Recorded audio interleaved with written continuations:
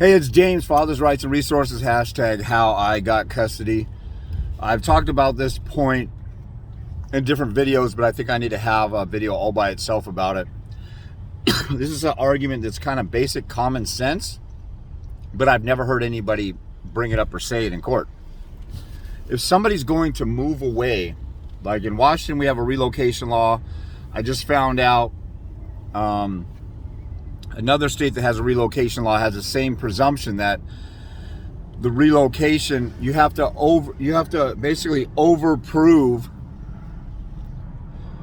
that the relocation is going to be bad. It's assumed that the custodial parent is making a good decision in the best interest of the child, which is the dumbest bullcrap I've ever seen.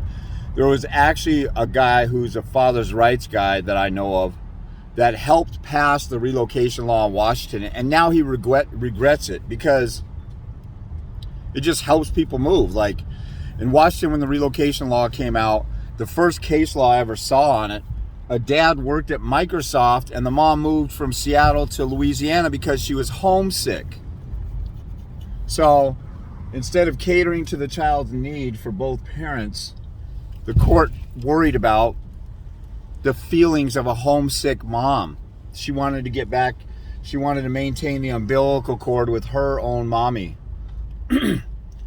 which doesn't make any sense. See how case law is created? It's the opinion of a judge in light of the law. So whatever the culture of the court or the culture of the day is, radical feminism dominated culture filled with feminine simp judges, you're going to get a decision like that. So the thing is, my argument, which I've never seen anybody ever argue, okay, the mother wants to move because she's got a better supporting net. That's usually one of the biggest arguments. The mother has a better supporting network down in wherever on the other side of the country or whatever. Well, everything is supposed to be done in the best interest of the child. So a relocation law that assumes that a parent breakup and less time with the non-custodial parent, a relocation law that allows that is assuming against the best interest of the child, because other places in the law it says that the parent-child relationship should be fostered as much as possible. In Washington, it's the continued pattern of interaction should continue. So how is it possible those laws are compatible? They're not, because nobody thinks about this, nobody cares, nobody raises anything. In Washington, Lori Jenkins, Jinkins, radical feminist, man-hating witch who, she and her partner had to adopt a child through CPS and steal a child because they can't produce their own. So, and it's there's corrupt rumors about how that happened. But she's a hater of men for sure.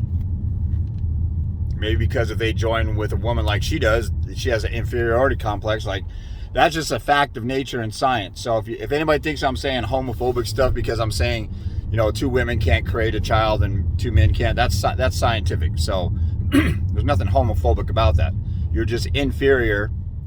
So Mother Nature's the homophobe because you're inferior and incapable of creating a child with a sperm or egg union. It has to be egg sperm. That's the way that nature works. So that being said, and I got plenty of love for, people of all kinds of orientations or whatever. So, but that's just a fact. So that being said, this lady is a psychotic evil witch and it's rooted and grounded.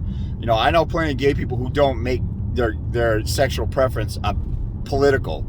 That's where it gets outrageous. And then you want to disparage people, and then you want to teach kindergartners about that kind of stuff when they're not even thinking about boys and girls until like third grade, or thinking about even holding hands on recess till like 3rd, 4th, 5th grade maybe. Anyway, so just saw some funny looking person on the side of the road. So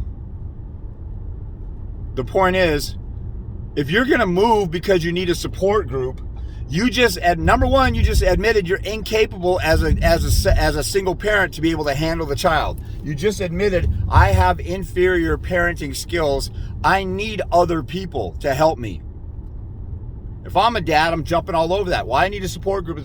I'm a dad, I'm saying, I don't need a support group. I can do just fine. Maybe I need babysitting or daycare, but I don't need a network of family around. Number 2,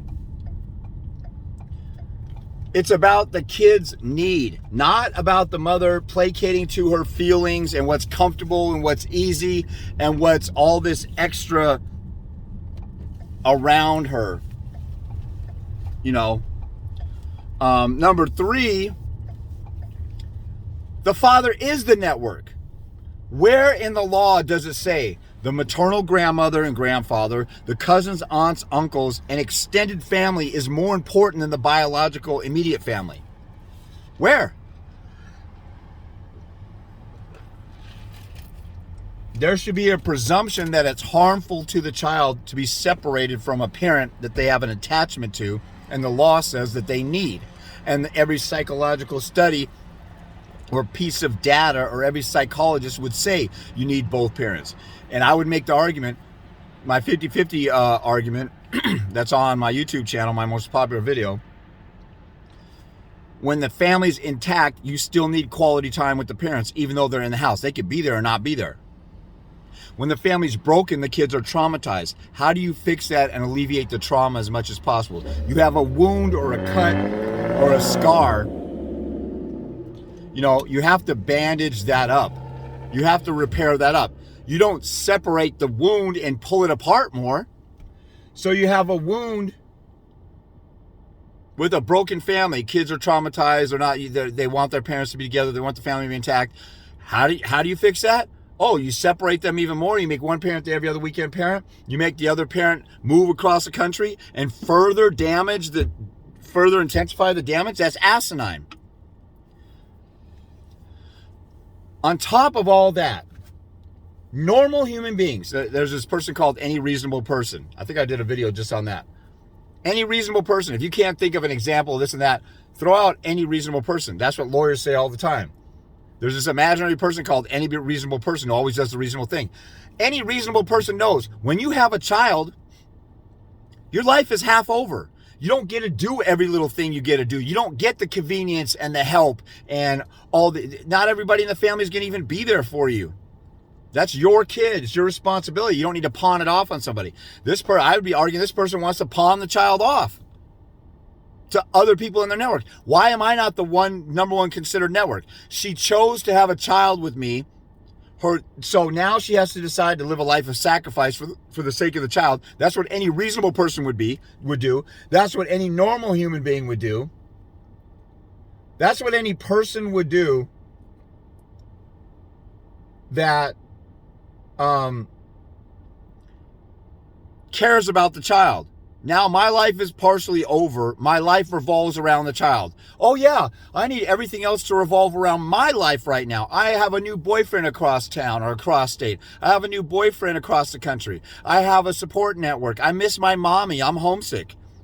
Why did you move out away from the family in the first place? Or if they're moving away from you, that's on them.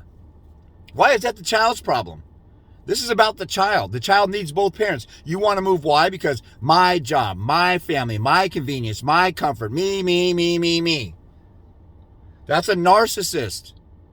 And you got sociopathic tendencies because you have no maternal instinct, or if it's dad, no normal paternal instinct to realize my kid comes first and my life revolves around my kid and my kid's needs. And the law says the kids need both parents, and you are disregarding that. That's the last concern about your move. It's all me this, me that, my new boyfriend, my this, my that. That boyfriend may come and go. This person's always going to be the father. Which is more important? I would demand the court to make a finding. You need to make a finding as to what you're relying on if you let this person move, because you're saying the boyfriend is more important, the mother's job is more important, or if she makes more money, then more money is more important than a relationship. You need to tell me why that those things are true, because those are contrary to normal human 8th grade level intellect. Everybody with half a brain knows that love and intimacy and family and security and stability are more important than money. If money's more important, let's swoop up and start taking kids away from every poor single mother out there and give them to the fathers who are making more money.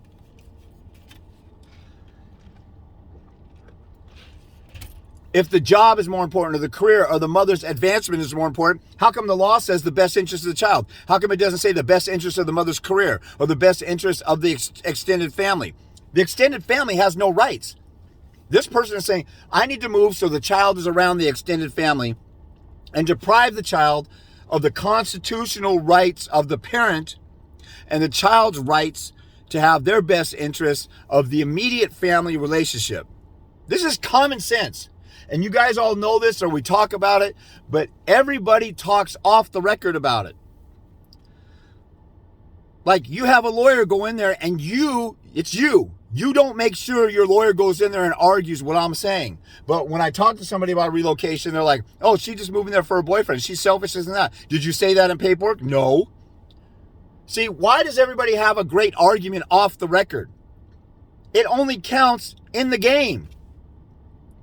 If you have your best players on the roster sitting on the bench in the game, or you have your best plays that you're not running in the game, what are you doing? And you lose the game, man, we could or should have run this play or that play, or our play would have been, best for that defense that was up against us.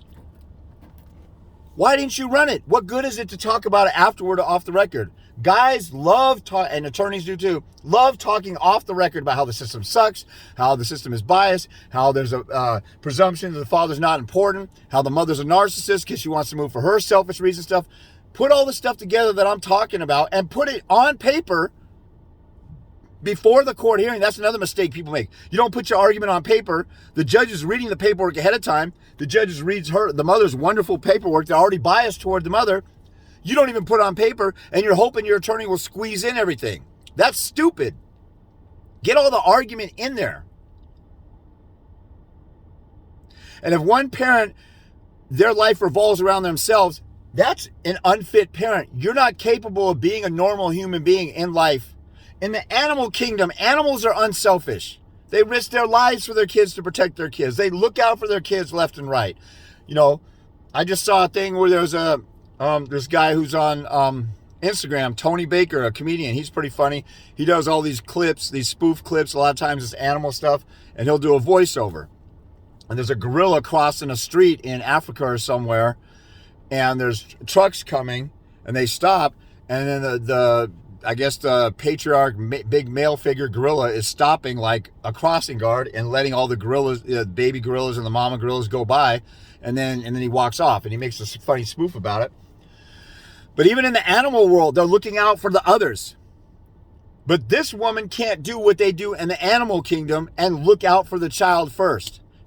I was qualified enough to have a child with her. She moved out to here to marry me or be with me or was with me. She didn't need to be with her family then. She only needs to be with her family now because she admits that she's totally incapable of being a sufficient mother or a sufficient custodial mother. She says she's incapable of doing it. She needs an entire network of like 5 different people to help her do it. I know a bunch of single mothers who are holding it down all by themselves without a network. She's saying she can't do that. You should give me custody because I can do that. And I honor the child's need for a mother. I wouldn't destroy that. But if she wants to move, that's her problem. Let her go move. So those are the type of arguments I would bring up that I never hear anybody ever bring up. And when you don't bring up the obvious common sense arguments and you talk about it outside of court when you're mad about the court system or the ruling, and you never brought up the obvious argument, you'll never change the minds of judges. They're always going to think the way that they do. You're never going to unbrainwash these judges. They let the brainwashing go in there. Like, let's say in the South in the 50s, the judge, the jury, and the prosecutor are all in the Klan. They think black people are subhuman or whatever. And you go in there and talk about Benjamin Banneker or Elijah McCoy and Garrett Morgan and all these people who walked right out of slavery or the first generation out of slavery, and they're some of the greatest genius inventors we've ever had. If I went in there and talked like that and they're prejudiced against my client, they might wake up and say, whoa, black people can do some intellectual things or have done some ingenuity, half of the things that we use in commerce, I forgot his Garrett Morgan, who invented the refrigerator system for semi-trucks. You'd have coal, you'd have rotten produce if it wasn't for him. Every single area of life we're using some kind of part or full entire invention of a black person. So that would unculture them from their prejudice. If you go in and make these arguments on the record in court, you give the chance for the court to be unbrainwashed. So do that.